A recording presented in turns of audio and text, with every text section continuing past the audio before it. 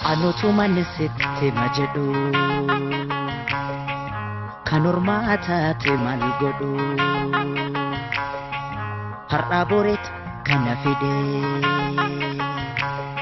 garaan kommoo si malee kunu har'as amma si dide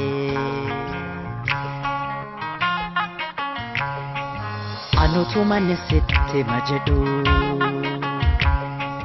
kan ormaa taate maal godhu har'a boreetu kana fide